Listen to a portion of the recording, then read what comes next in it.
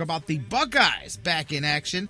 Get his thoughts on the Royals and the A's and Michigan and Brady, Hoke, and the Fan. Hey, we got the latest update on the Fan who took the slam heard around the world the other day from Coach Schlegel. Let's talk some Buckeyes and baseball and so much more with Dan Wismar from the Cleveland Fan. Coming up next here on the Sports Fix. Don't go anywhere.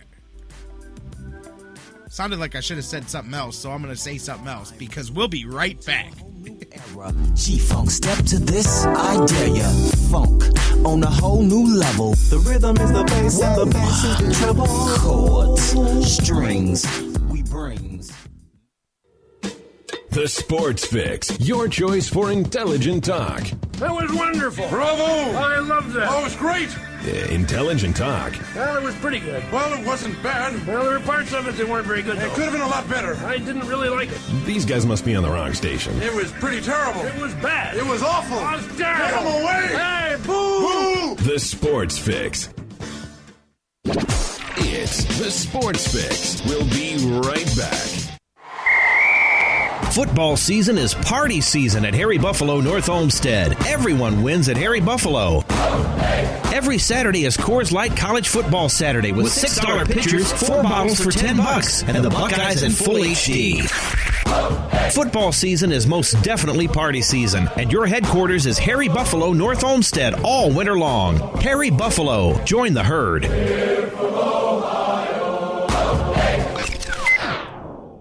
Incoming transmission. You got a message.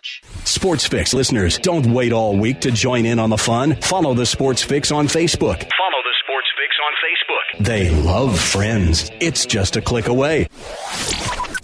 Exclusive contests, trivia, tickets, and giveaways from the hottest sports show in town, The Sports Fix. Become a friend and follow The Sports Fix on Facebook today. Message. Hey everybody, listen up. Listen up, guys. Hey guys, listen up. No one should ever hit a woman. Not their wife, not their girlfriend, not their date. No woman should have to fear violence. Especially not from someone they know and trust. But that's the reality for too many women. We have to change it. It's up to each of us, because even one is too many. Violence against women hurts all of us. Growing up, I was ashamed and afraid of my father when he abused my mom. The worst abuse of power is when a man raises his hand to hurt a woman. We all have to take responsibility. So if you see someone threatening a woman, step up, speak out, and get help. Dating violence hurts all of us. So step up and help end it. Because one is too many. One is too many. One is too many. One is too many. End the violence. Because it's wrong. Because one is too many. Hey, you guys are rocking with Reggie Germany, former wide receiver of the Buffalo Bills and Ohio State Buckeye. You're rocking with the Sports Fix.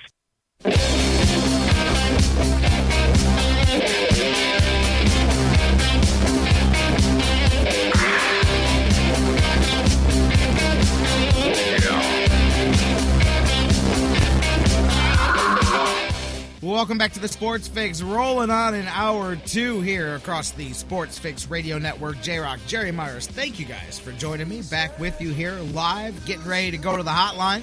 Dan Wismar from the Cleveland Fan's going to join me here. In the meantime, if you can't get through because we're not taking your calls, hit us up on Facebook and Twitter, facebook.com/thesportsfix.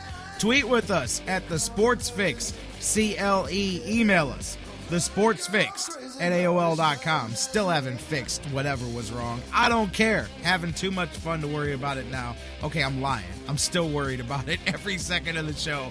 But I'm going to go to the phones and keep it moving with Dan Wismar from the Cleveland Fan with us as always on Wednesdays. Dan, how you doing, buddy? I'm doing great, Jerry. Good to be back with you.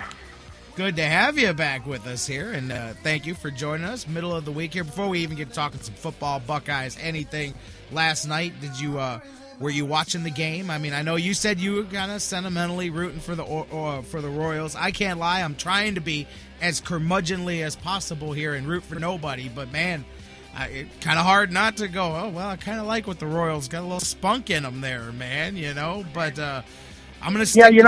when I watch a game and I don't really have a profound rooting interest going into the game, sometimes I don't even know who I'm rooting for till I turn it on, and my gut tells me which team I'm rooting for. And I ended up pulling for the Royals last night. It was a great game. I couldn't believe, first of all, that they were able to climb back in it from down 4 runs. Twice. And that was just remarkable. The thing that was remarkable to me, and my whole Twitter feed and everything I was reading during the game was just bashing Yost. He took a lot of heat that, his team has won despite him rather than because of him. And I think there's some truth to that. One of the things I could not believe was that they were stealing bases down 4 runs. They had a man on down 3 runs, and they're taking off for second base. I understand that's their game, and that's how they got where they are, by being fearless and running and using their speed to win games. But man, oh man, even one of those 4 stolen bases in that one inning, even one of those guys gets thrown out, and you've got some serious second guessing going on in terms of strategy. That was one thing that surprised me. It all worked out for them. They did not get caught stealing, I don't believe, all night long. I think, 5 tries. They got but 7. Wow, 7. Trying to steal second base with 1 out and down 3 runs, even after they scored 1. They're still down 3 with a man on and a man out, and they're stealing second base. I was scratching my head about that. 7 steals in that game, set the postseason record, and it was the 75 Cincinnati Reds and the 1907 Chicago Cubs, the only other teams. And it was steal. without a caught stealing. 7 for 7, right? Yeah, absolutely. I mean, see, I don't second guess that. I could see second guessing him from some of the moves that he makes, man. But that's your game. Like, that's what you do. And I know what you're saying. You can get thrown, but at the same time, like, it's like when a team gets down 2 touchdowns and they're a great running team, and all of a sudden the offensive coordinator starts running nothing but passes, and you're like, well, you just played right into the hands of the other team. But I know what you're saying. Those are risks to take. But you know what? You're down that much at that point. I mean, you're facing a good pitcher on the other side. I mean, I look at it the other way, like, man, that's play your game. Win yeah, that game. Like I said, go win that game. It's their game, but boy, it certainly was risky. And yes, I guess if you're down 4 runs in the 7th inning, but that's you're not worried about what's risky. You're worried about trying to. That's what I mean. You're down. Pull out all the stops to get back in it, and obviously they did that. It worked out for them, and it was after leaving runners on third base with less than 2 outs, 3 or 4 times in those late innings and in the extra innings. And Perez, who had looked so miserable in a couple of his earlier at-bats, just looked like he had never seen a curveball before, and waving at pitches 2 feet off the outside corner. For him to get the big hit to win it was really kind of fitting, I guess, and ironic, however you want to put it. But I love baseball, and playoff baseball is the greatest. It didn't matter who you're rooting for. A 9-8 extra inning game for your wild card game. I mean, answer to everything MLB could have wanted and more. Oh, man, I mentioned Perez earlier, man. He came up that last time and said, Joe Boo, if help me hit curveball, I'd do it myself. Because, man, that one in the 8th inning, I'm telling you, that may have been the worst playoff at bat that I've seen a guy have, man. Omar Infante wasn't a whole lot better after that. I mean, here's Omar Infante who owns the Indians, who comes up with big hit after big hit for them against the Indians, whether he's on the Tigers or whether he's on the Royals. And here he is looking like he's never seen a slider down and away before. I mean, they're just waving at balls and missing them by a foot. And where's the Omar Infante that played against the Indians all year? And they've got a huge 2-run, 2-out double against us in a crucial game. Where's that guy? But yeah, they obviously came through in the end. Too, I didn't know this until I saw it on my post-game notes. That is only the second winner-take-all postseason game to go more than 12 or to go 12 or more innings. It's only the second time in history that a winner-go-home game went into that deep into the game, and the last one was 100 years ago, 1924 in the World Series, Game 7 there against the Senators and the Giants. Not the same Giants and not the same Senators that exist today, by the way. But anyways. Yeah, just a hell of a game, man. And again, where does Oakland sit now? Like I was talking about at the beginning of the show, because you make your big move and you kind of move your chips in on the table, and you're in no better of a position than you've been every other season that's ended here. So, you've got to be scratching your head and going, man, was that a risk worth taking? I don't know. I guess in a game like that, maybe you could have used more offense. I don't know I'm not looking at just that game, but clearly you didn't make that trade to go, we're going to win one playoff, or we're going to get to one playoff game, Yeah, that's true. By the same token, you've got to believe they go into the game saying, hey, we got John Lester going and we're going to score 8 runs. They score 8 runs and they can't win a ball game. So they're not looking at it as how offense was their problem. I did hear some of the talking heads yesterday kicking around the Cespedes, Lester trade and talking about how Oakland really just felt that, they had one more season worth of Cespedes, but they didn't believe they were going to be able to sign Cespedes after the 2015 season. So, that sort of helps to at least justify what they decided to do that, and the all-important starting pitching factor. But I guess you got to say that right now, Billy Ball has lost a little bit of the luster off of that program there, and who knows where they go from here. But yeah, I think they're a team that hits the ball, and they hit the long ball, and they're a starting pitching and 2-run homer. They're an Earl Weaver kind of team, I guess you'd say.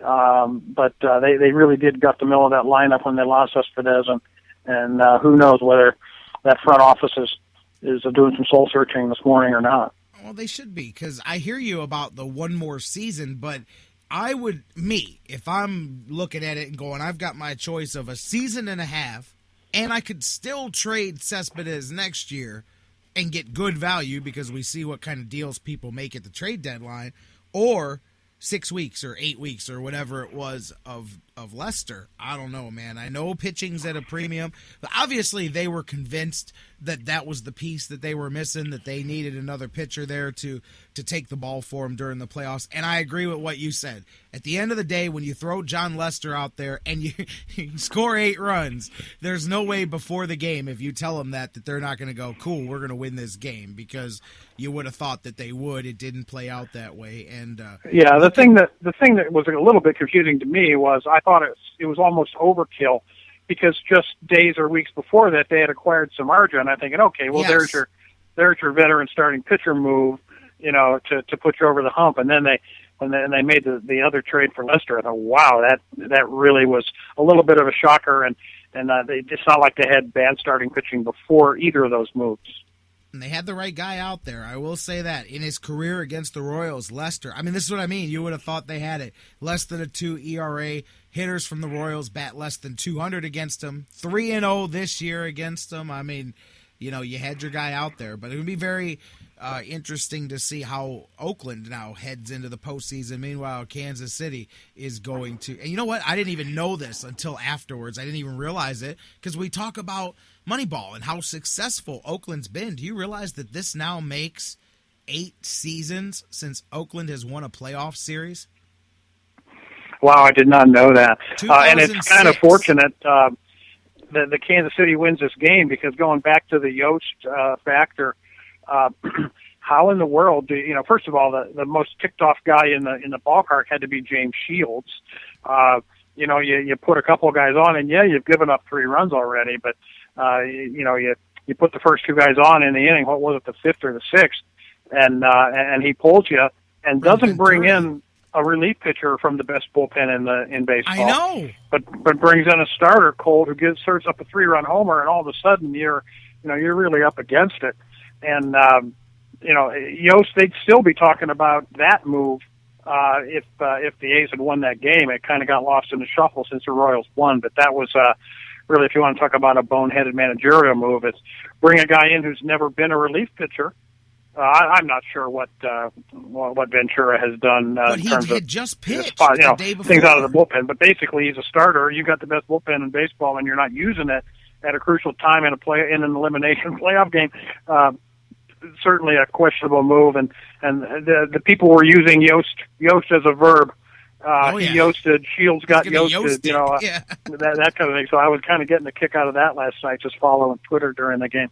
I mean, I could see Ventura again if you're going into extras and you're like, okay, man, let's put a guy out here. But I mean,